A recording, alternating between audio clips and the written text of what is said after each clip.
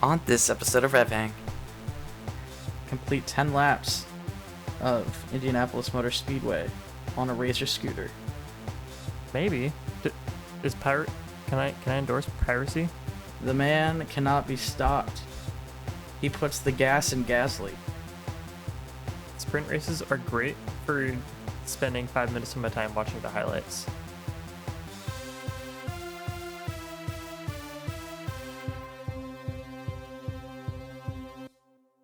Hello everybody and welcome back to RevHang. I'm Nathan and alongside me as always is my good friend and co-host Ben Bagley. How's it going, Ben? Pretty good. I'm realizing that I'm playing with a piece of Velcro that I should put down before it messes with my mic too much. Yeah, probably wise on a podcast. Yeah. Oh, that was so loud. Hopefully you didn't hear that. But yeah, aside from that, it's pretty good. I tried to get my oil changed today. I'm lazy and it's cold outside, so I went to Valvoline, and it was an hour wait is what they said it would be. So I just went home. So we'll try another day. It's pretty wild. Yeah, try another day for sure. I need to get mine done too. But anyway, this is not a to-do list podcast. This is a racing podcast. So let's get into it.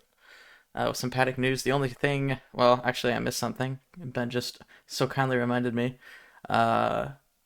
First thing, Perez is possibly, maybe leaving Red Bull at the end of this season. We have not confirmed news, but we know that it is apparently Perez's choice whether he stays or goes at the end of the year. But that's not really how it seems. Yeah, no, it sounds more like he can either leave on good terms or be pushed out. Yeah, that's kind of what it sounds like. Just by the way everything's breaking. Either quit or you're fired kind of thing. So interesting stuff. We'll probably either see Yuki Tsunoda or Liam Lawson in that Red Bull next season because Red Bull has stated they are no longer interested in Colapinto. More on that later. Because he crashed 3 times in the past 2 races? Because he's crashed 7 times in the past 6 races or something. Ooh, that's crazy even better like stat. Yeah. Wow. So that is that. Next piece of paddock news we have is Ocon Esteban, the best man, is not going to be racing for Alpine in the last race of the season. It was apparently decided mutually that they would part ways, but we all know what mutual means in F1. Not mutual. Yeah, it sounds like it was an ultimatum where he could either... The previous agreement was that he would be able to do some testing at the end of the week at Abu Dhabi with Haas and still finish out his last race with Alpine. And then it sounds like team management reneged on that and said, if you want to do your testing with Haas next week, then you're not going to race for us at Abu Dhabi. And he said, see you later. Which is fair. He's not fighting for championship or anything, and he can get a jump start on next season, so I don't see why not. But yeah, a little unfortunate. We will see, fortunately, Jack Doohan for the first time in an F1 race. So that will be interesting. He will be racing for the last race of the season only, and then of course he'll be at Alpine next season.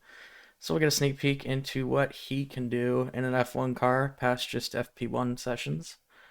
Yeah, too bad it can't be a little less soured. Yeah. But, oh well. Wish it was under maybe better he'll make a good circumstances. impression. Maybe.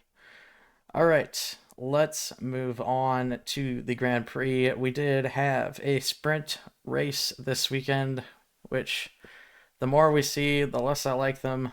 I just want my good old-fashioned Grand Prix. Sprint races are great for spending 5 minutes of my time watching the highlights. Yeah, I mean, I watch them, but I understand. They're not generally that exciting. The qualifying order is generally not too much different than the finishing order. But yeah, so this one was actually okay, not because of overtaking, but just because of the championship fight and that whole narrative. And then Piastri Russell was pretty solid, but we'll get into that in a sec. First, let's go through the top 10 in sprint qualifying. We had Lando Norris, George Russell, Oscar Piastri, Carlos Sainz, Charles Leclerc, 6 through 10, we had Max Verstappen, Lewis Hamilton, Pierre Gasly, Nico Hulkenberg, and Liam Lawson. All right. Sprint highlights. Lando maintained the lead on the start for once in his life. Piastri passed Russell. Piastri passed Russell into turn two. And then Piastri spent most of the race defending P2 from Russell until the last lap when Lando pulled off to the side of the road on the start-finish straight and let Piastri cross the finish line in first. And he still maintained his second place, which the amount of timing and judgment that you have to have to do that successfully is pretty nuts, but he made it work. It's a lot of math. A lot of math. So, sprint results. Top 5 were Piastri, Norris, Russell, Sainz, and Leclerc. 6 through 10 were Hamilton, Hulkenberg, Verstappen, Gasly, and Magnussen. 11 through 15, we had Alonso, Bottas, Stroll, Ocon, and Albon. And 16 through 20 were Lawson, Tsunoda, Colapinto, Zhou, and Perez. And forgot to mention that Perez had a pit lane start, as did Colapinto. And the green light came on for Perez to go at the beginning of his race, and he just sat there for like 5 seconds, did nothing, and then decided to go. And by that time, Colapinto had already driven past him because he didn't know what Perez was doing, and neither did anybody else on the planet. Imagine just you're the Red Bull second driver starting from pit lane, and you get passed in the pit lane by a rookie in a Williams. Yeah, and he's not even breaking the rules. Yeah. Yeah, that's pretty nuts. All right, let's move on to the Grand Prix, unless you have some thoughts on the sprint race, Ben. I have no thoughts on this sprint race. Neither do I. Yeah. Pretty generic. Yeah. All right. Qualifying for the Grand Prix. George Russell was not on pole position on merit, but he was on pole position for the race due to a one-place grid penalty for Max Verstappen for impeding another driver, a penalty that has never been given ever in F1 history. And I'm sorry if you hear my cat wailing in the background. I can't do anything about it. I'm sorry. All right. So, moving on. Russell. She's also mad at the FIA this weekend. Yeah, for real. The FIA was a nightmare this weekend, which we're about to find out. Russell was on pole, followed by Verstappen and Norris. 4 and 5 were Piastri, Leclerc. 6 through 10 were Hamilton, Sainz, Alonso, Perez, and Magnussen. Moving into the race, Verstappen took the lead of the race at turn 1 from Russell and defended his position from Norris at turn 2. Colapinto, Hulkenberg, and Ocon crashed in turn 1. Ocon and Colapinto's races were over as a result of that. Hamilton had a false start, so he got a 5-second penalty, or was it 10? It might have been 10. I don't remember. He got a penalty for that. 10-second, I think. Was it? Yeah. Piastri passed Leclerc for P4 on the safety car restart after they cleaned up the Colapinto Ocon fiasco. Gasly worked his way through the field in the middle of the race. Russell had a slow pit stop, ruining his race. He got dropped behind a bunch of midfielders. On lap 30, Albon's mirror flew off the car and landed in the middle of the track. Lando did not slow down for the yellow flags that ensued and got a 10-second stop-and-go penalty. 4 laps later, Bottas hit the mirror, shattering it. Hamilton and Sainz got punctures from the broken glass, effectively ending their races. The safety car was finally deployed after all of that happened. Yeah, we will definitely talk about that a little more in did you get detail. Hamilton's 5-second penalty that happened right after that? Was there another one? Yeah. Oh, I don't remember what happened. He got like a 5-second stop and go. It was for speeding in the pit lane, I think, or something like that. Yeah, that's what it was. Yeah, speeding in the pit lane. He got a 5-second stop and go penalty. There were Just dropped him right to the back of the grid. There were many penalties in this race. I can't keep track of all of them. I can't wait to talk about it. Yeah. Perez had a mechanical failure after the safety car restart, ending his race on that same lap. In fact, in the next corner, Hulkenberg spun out and ended his race in the gravel, and that brought out another safety car. Verstappen was able to cruise to an easy victory after Lando Norris served his 10-second stop-and-go penalty.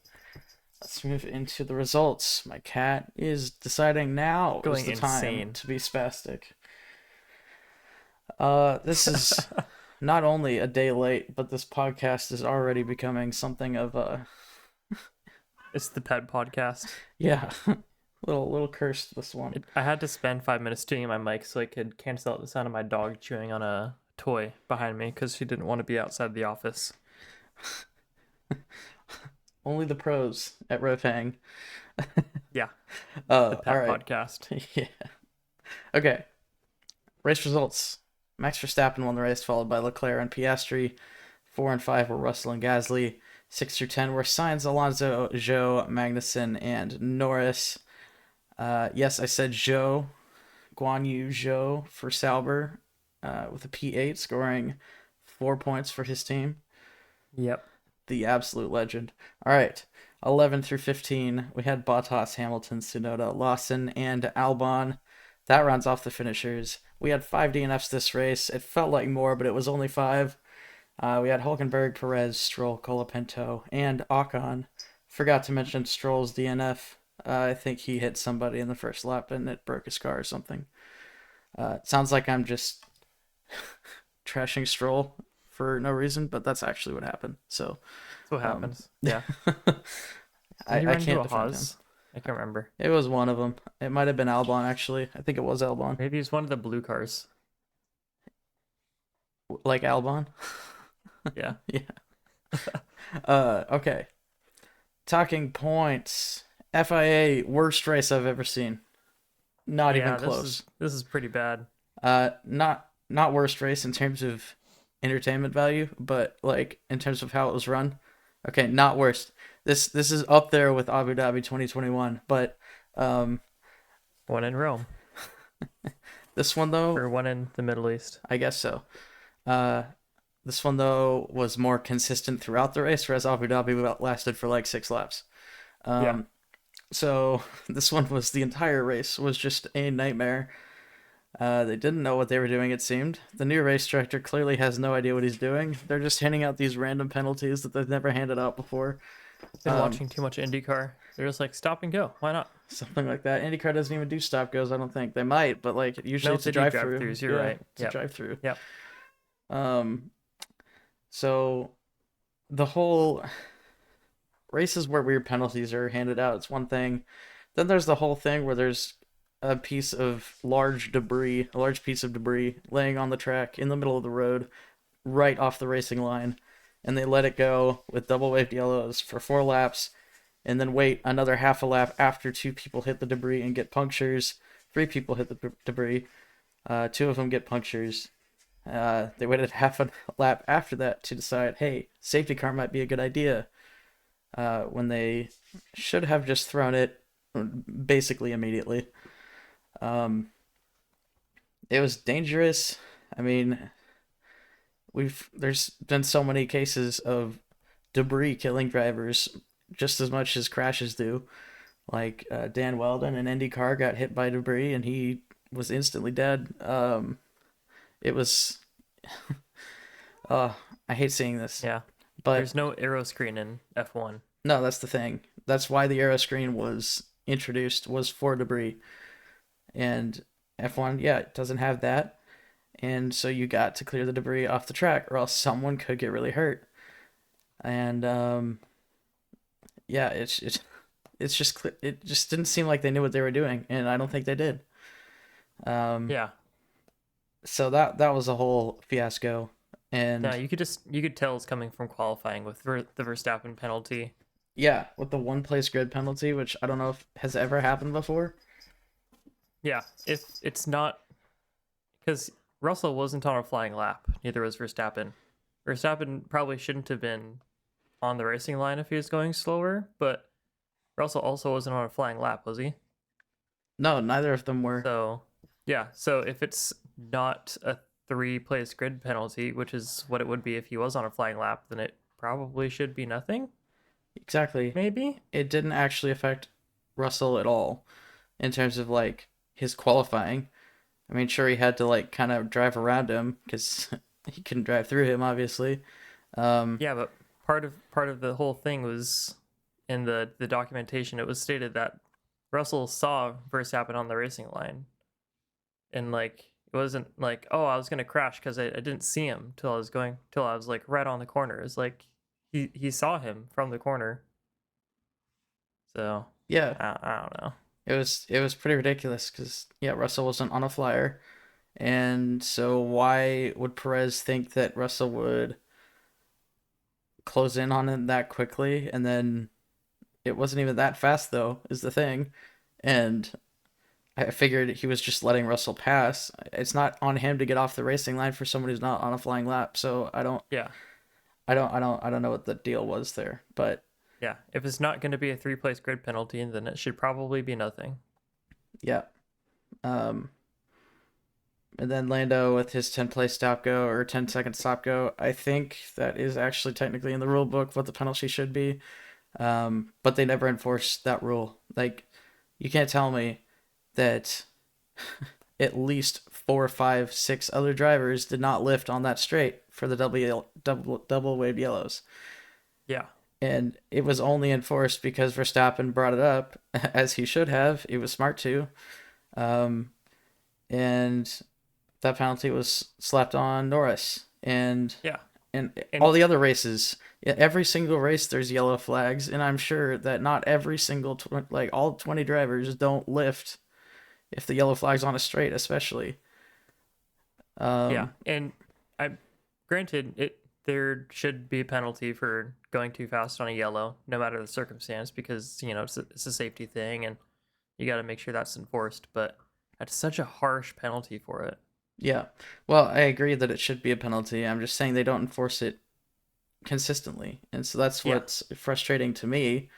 They seem to just make an example out of Lando, which I guess is fair enough, but I hope they actually enforce this. And every single time someone speeds under yellows, they get a 10-second stop go or a grid drop if it's in qualifying or whatever.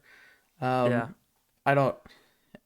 It just seems like this has to be way more common of an offense than it is actually penalized to me. yeah. It opens a whole can of worms in terms of precedent. And if there's one thing the FIA is bad at, it's maintaining precedents. Yeah, that's an understatement. Um, so yeah, FIA was pretty atrocious this race. They were handing out weird penalties, making horrible decisions. Um, but Yeah, I've never seen a 5 second stop go for speeding in the pit lane either. yeah, no, it's a 5-second penalty every time. It always has Yeah, been. It always should be, unless it's insanely excessive. But I think for Hamilton just forgot to put his pit limiter on, and he slowed down the second he knew something was off. It's always been 5 seconds. So yeah. I I don't know what the deal was there. No, Uh, because a drive through or a stop go, whatever you want to call it, that's at minimum, most tracks, a 25-second penalty, even for a 5 second stop go. yep. If there's no tire change or anything like that happened, which you might as well tire change if you're going to be stuck there. You So you're can't you talking can't you can't work on the car during a stop go. stop go, but like after, right? No, after Oh you no, stop, you it's mean? it's different than a No, it's no. basically a You're right. drive It's through, different but than you have to serving a stop. penalty during your pit. Right, right. Yeah. Right. Yeah. So yeah, 25 to 30 seconds, which is essentially, how many places are you dropping, especially if you're at the front of the grid? Yeah. It's essentially a forced pit stop and a half ish. Plus, not to mention that Qatar has one of the longest pit stops on the calendar. I think it's a 28 or 29-second pit stop total. So a 10-second stop and go to that is essentially a 40-second penalty. Yeah, and that's what you saw with Lando and Hamilton when they took theirs. It dropped them both to the back of the grid when they took them. Yeah, it's a miracle that Lando even scored points in this race. Yeah, Um, I was great impressed to see drive. Hamilton as high up as he was because his was even later on in the race. Yeah. Both of them drove really well. Hamilton was a little more dejected. It felt like he just wanted to stop. He's like, Or I'm wanted done. to park the car. Yeah, he's like, retire the car, and they're like, no. And then the next lap, Mercedes was like, retire the car, and Hamilton's like, no. So, I don't know what's going on there, but it was kind of comical. So that is the FIA disaster class of a race. Let's talk about Guan Yu Zhou. scoring Yeah. scoring points for Sauber, which Are you a new means Sauber fan? oh, I've been a Sauber Die fan. hard now? I have been a Sauber fan. Now I have no reason to be a Sauber fan. So this might have ended my Sauber fanship. You Uh, were a Sauber fan before it was cool, before they scored points. yeah, exactly. But not after. I just wanted them to score points one time. Um, Okay. no, of course. Um, so yeah, Joe scored points, which means I'm not on the hook to drink hot sauce. However, I think I I will still have a little bit. You can have a little bit, yeah. I'm And you not could gonna do dip the a full tortilla shot. chip in it. Yeah, Yeah. I'm not gonna do the I'll full gulp of it, but I will take. I'll I'll do the taste it. shot. Yeah, There'll still be carnage. there we go. I will take a little taste of it. So, you get to see me suffer a little bit, just not as much as I would have otherwise. Yeah. And I'm gonna tank it. I I know I'm cannot probably wait. underestimating it. I'm probably just absolutely gonna flounder, but You are we'll very see. I'm confident, Ben. optimistic. I Yeah. am very excited to see how this goes. I actually have a lot of faith in you though. So Oh, thank you. yeah, of course. I ate a lot of ramen, so There you really, go. I really Some gotta ramen, prep for it. some ramen is insanely spicy. Uh, I'd mainly go for the Shin Ramen Black or the standard red stuff. So that is a that's very decently spicy. that's a pretty hot one. Yeah, It's a different kind of spice, but yeah, yeah, but still very hot and painful. Uh, anyway, Gasly with a P5. you've just been raking it in. The man cannot be stopped. He puts the gas in Gasly. Um, I'm If only sure, he were in, not an Alpine. right? I'm sure that joke has never been made before. Yeah. Uh, Can you imagine if he was going to Haas instead of Ocon? that would be so tragic. I can't even. Actually, I don't know. Haas has been better this year, but they're still. I mean, they're on the same level as Ocon essentially right now, or as Yeah. Alpine. I, So I feel like they've done way better though this season. Haas, oh yeah, way better, but they're still a midfield car, and Alpine is way better Yeah. than they were at the beginning of the season. Okay, that's fair. So I think they're both in terms of how the car is. I think they're pretty close to each other. Uh, I think Aston Martin is in that same conversation. I think Aston Martin might be slower actually than those two. But Yeah, they got a head Fernando's, start at the start of the season, but yeah, really tailed off. every year, this is the third year in a row that's happened. But they start really strong. McLaren. Yep, exactly. So yeah, weird stuff there. All right, Colapinto has been struggling. Talked about that a little bit earlier. Lots of crashes in the last few races. It all started right after I said the guy never crashes. He's great. So I think I jinxed him a nice little work. bit. Yeah, great job. Um, I understand why Red Bull doesn't want him anymore, and I was wrong. My position on him has changed. I wish him luck in his future Formula E endeavors. That's a good way to put it, Ben. I actually would prefer IndyCar, but Yeah, Formula E works too. Beal can't wait to see him as a reserve driver sitting right next to Mick. Yeah, right. Although Mick's out as a reserve driver after this year. Yeah, I think he might be going to IndyCar though, so it's possible, maybe. That'd be a fun little name recognition there. Yeah. All right. Could be finally the year that IndyCar makes it big. All it took was a Schumacher. Yeah, right.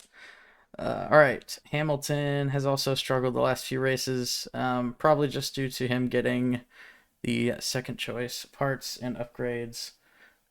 Since Russell is the new number one driver at Mercedes, since obviously Lewis is leaving. It is a little odd to see him a half second off his teammate the last few weeks, but it is what it is, and I'm sure there's a reason for it, and I'm sure he'll be fine when he goes to Ferrari, and will probably match or at least challenge Leclerc in some sense. All right, Alpine, we talked about. They jumped Haas in the championship. Fun little fact. So they took that position back after we're like, yeah, all Haas needs to do is score 2 points, and they got the position back. Well, they did score 2 points last week, or they scored like 6 points or something like that, and then Alpine scored 10 this week. So, great job to Alpine, I guess. Yeah, that's crazy to me. Yeah, that they just leapfrogged like that yeah, because they were a decent bit behind. yeah. They were a ways behind for a long time. It's like the last half of the season they just turned it on and they're scoring points now. So that's pretty sweet. And Bottas is no longer last in the championship. He has passed Logan Sargent, so he's now in 22nd place out of 20 drivers instead of 23rd. Wow, It has that been was quite the a year. hard fought battle for him. It really was. I'm proud of him though. He's got one race to score 5 points. Probably four, actually, if he would get that. Well, eight. Hmm. I don't know. I think if he got eighth, he would finish 20th out of 20 cars ahead of his teammate. So I think that should be his goal. I got to see P8 from Bottas next week. Yeah, Uh, good luck with that. yeah, right. That'd be quite the drive, like Joe had this week. All right. Now let's go through our standings. Um, well, we don't really need to. Actually, Leclerc is only 8 points behind Norris in the Drivers' Championship. Uh, I didn't notice that. But for the astute-minded of you, you might know that that is the difference between first place in the fastest lap and second place. Just saying. And since Leclerc has more wins than Lando this year, um, Leclerc would actually finish second in that tying scenario. But that is for us to find out in a week's time. Let's There's a talk. lot of fun little battles that are getting decided in Abu Dhabi. Yeah, if you're not concerned about, well, even if you are concerned about the championship, the constructors, that is the main battle we're watching. But yeah, we got this battle for P2 in the championship as well. I think after everything he's been through, for Leclerc to finish P2 in the championship would be a nice little payoff for him. Yeah, So, and I think that's actually more likely than it might seem. yeah. Then you got Gasly versus Hulkenberg. Yep, Gasly and Hulkenberg are separated by 1 point, as are Stroll and Ocon. Albon and Yeah, that's Ricardo. not gonna go anywhere. Albon and Ricardo were tied at 12, so Albon needs to just score a point. Yeah, Stroll just needs to not get points subtracted, and he'll beat Ocon. Yeah, I forgot about. I keep Easy. forgetting that. I keep forgetting that Ocon is not racing next week. So that is where Ocon will finish. So we're gonna actually have 24 entries in this season, and Bottas will probably finish like, well, he'll probably finish 22nd. I can't imagine doing all score points on his outing, on his first outing. He might. looking good. He might. Yeah, for sure. All right. Indy 500 out here. Well, not quite. If we have 32 cars on the grid next year, then we'll talk. But that seems a little excessive. Can imagine the chaos, the turn Send one him to chaos Noble. every week. Send him to Michigan Super Speedway. Oh man, F1 cars on a super speedway, that can only go well because it definitely has in the past. It'd be like Cough, such a cough. fun, like a reality TV show like challenge, or like a game show challenge, where like they don't know where they're gonna race next, and then as like a wild card race, they have to go to a super speedway. They'll have to dress in ridiculous outfits, more ridiculous outfits. That does sound interesting and fun. I don't know how the logistics of that would work, but yeah, that would be pretty cool. Just randomly drop you on a random racetrack. Doesn't even have to be FIA grade 1. Yeah, they hit the randomizer and they're like, "Congratulations, you're going to Road America, and you'll be driving a Honda Civic. Yeah. Good luck." Complete 10 laps of Indianapolis Motor Speedway on a Razor scooter. The longest, that would be longer than the Indy 500. You must draft. Yeah. Whoever's in front will not win. Yeah. All right. Let's move into the Constructors' Championship. McLaren is still in the lead by only 21 points, which in Constructors, one race and 21 points is not that much. So we'll see what happens there. McLaren obviously clearly still has an advantage, but they are not completely out of the woods yet. And then Red Bull is too far behind. They are officially out of the championship hunt. They cannot win it. And Mercedes are in the same boat, as are the rest of the teams. All right, pit stop championship time. In first place this week, we have Sergio Perez, followed by Piastri, Bottas, Verstappen, and Norris. 6 through 10 were Russell, Alonso, Hulkenberg, Leclerc, and Magnussen. And going into the standings, nothing has changed. It is Perez and Verstappen out front. Norris took over third place, I guess, is the one thing that's changed. So Norris is in third place, followed by Leclerc now. And Piastri's not too far behind. As an Constructors. overall look, it's really interesting to see how far ahead Perez's pit stops in general were ahead of Verstappen's. Yeah. Like, it's not even close. Do you think that's because he had more pit stops than Verstappen? No, because it's only more based on your opportunity. fastest. I guess it does give you Like, more he had more opportunity. opportunities. That's what I was thinking, yeah. It's possible, but Perez There's has got to be been. some metadata. Yeah, Perez has been good at pit stops since he got to Red Bull, though. So, I do think there is actually an amount of driver skill involved in the pit stops. You have to hit your marks perfectly. And I think Perez is probably just more consistent at that than most other drivers. Because if you miss your marks, then the team has to adjust where they're waiting or where they're where they're sitting at with the wheel guns and such. Yeah. So I think Perez just hits it perfectly every single time, and that's why his pit stops tend to be on average faster. But that could be completely separate from the reason. I just see no reason why any teammates should be that far apart. Yeah, that's crazy. So yeah, Perez is. We missed it probably by several weeks, but Perez is officially the pit stop champion. Um, Well, he's only whoops, ahead by 72 points. 72 points going into the last race. Yeah. So I bet you he probably won it in like either it was probably like Mexico, Brazil or Las Vegas. Mexico, yeah. Yeah. Most likely. So, all right. Red Bull is in front. In the constructors, they have also won the championship, followed by McLaren, and Ferrari, then Mercedes and RB. Yep, All the places are pretty much set at this point. pretty much. Down further down the grid, it's not quite as well. Actually, it is pretty spread out. Now that you say it, Haas has a chance to have some really good pit stops and beat Williams, and that's it. that's about it. Haas needs to have a good pit stop.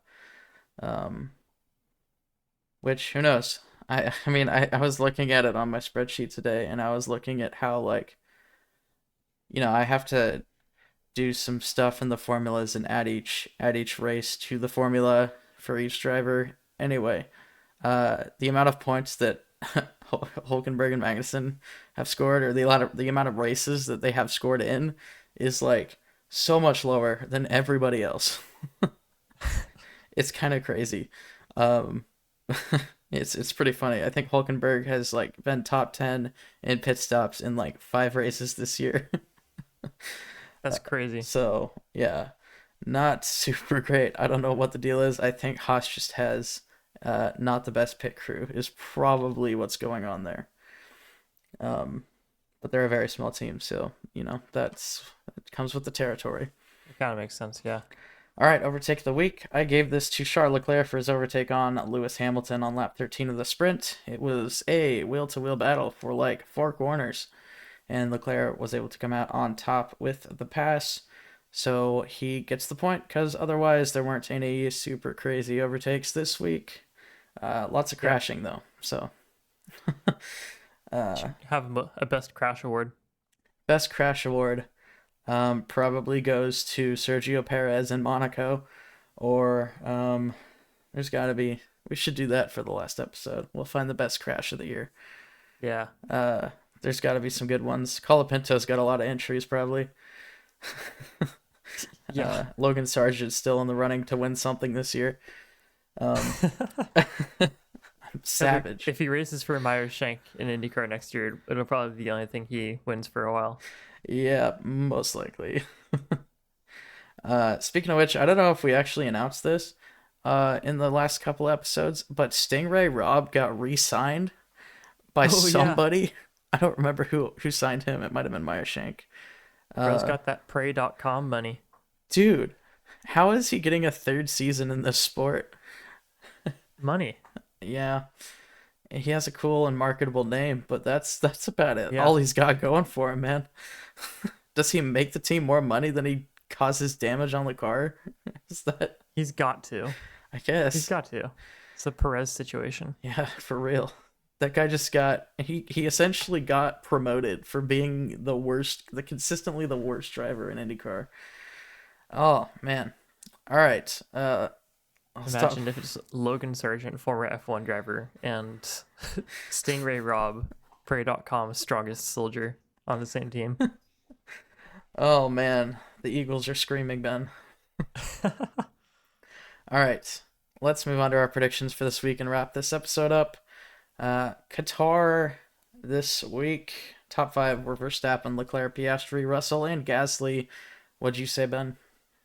I had Leclerc, Russell, Verstappen, Sainz, and Hamilton with Perez as my dark horse, all of which were wrong. Oof. I did a little better. I got three right. I had Verstappen, There you go. Hamilton, Norris, Russell, Leclerc, and Gasly as my dark horse. So I got my dark horse, and then I got Russell in fourth and Verstappen in first. So I will absolutely Nice. Yeah, take you're that. swimming in it. Yeah, it feels good. All right, fastest lap. What you got? I actually got this one. It was Norris. It was Norris. I said Perez. It was not Perez. Driver of the day. What did you say, Ben? I had Leclerc for this one. I had Verstappen, and everybody saw this coming. It was Zhou Guan Yu. Well, we didn't see it coming last week. No. But during the race, absolutely. We didn't really mention it much in the race recap, but Joe, particularly, both Saubers really, looked actually pretty quick in the midfield this week. Joe was able to pass a lot of people. So I don't know if that car is finally finding something or if maybe this was just the perfect track for them.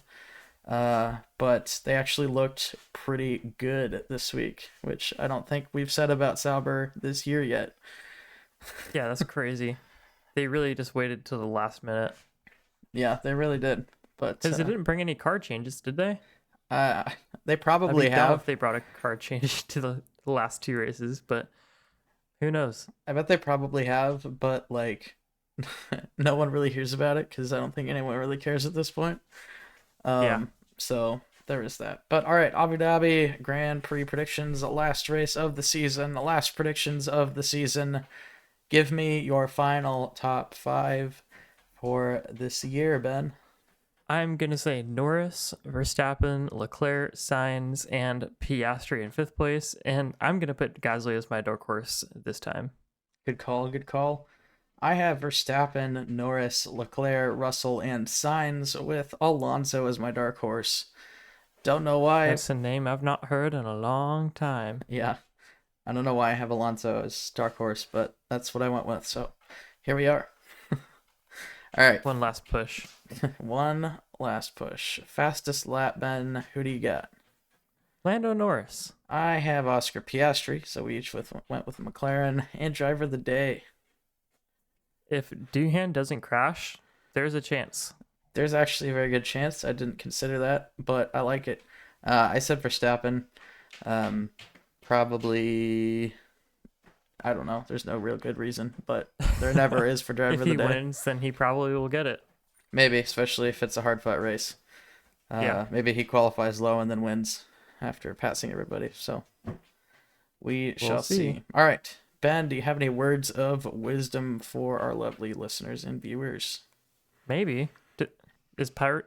Can I endorse piracy? Um, legally no, but go for it. I'll just say like owning your own stuff and having like it not attached to a subscription, like having your own music on a hard drive that you can just take with you and there's no DRM or anything like that preventing you from listening to it whenever you want is pretty neat. And there are legal ways to do it and there are illegal ways to do it. And I, of course, only use the legal ways to do it, Of course. which is how I recommend you do it. But yeah, if you have like old DVDs, why not burn them? if, like one day Amazon Prime stops working, then you'll have a whole bunch of John Wayne DVDs to watch. There you go. All right. Good stuff, Ben. Maybe. Buy things, people. Buy things. Yeah. All right. Thank you, The everybody. economy. The economy. Great things. Thank you so much, everybody, for listening and watching this episode of RevHang. If you enjoyed it, leave a like or rating on the platform you listened on. This has been an absolutely flawless podcast with no disruptions at all, as you can clearly tell. Subscribe or follow if you'd like to see more. If you want to see updated standings for IndyCar and F1 or a calendar of upcoming racing from those series, check out our website, revhang.com.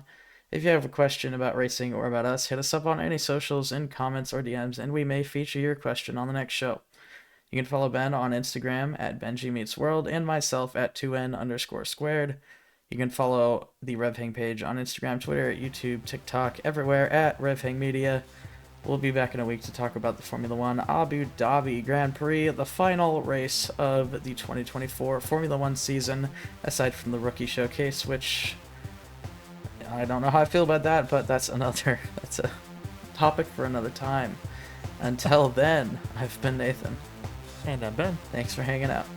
See you later.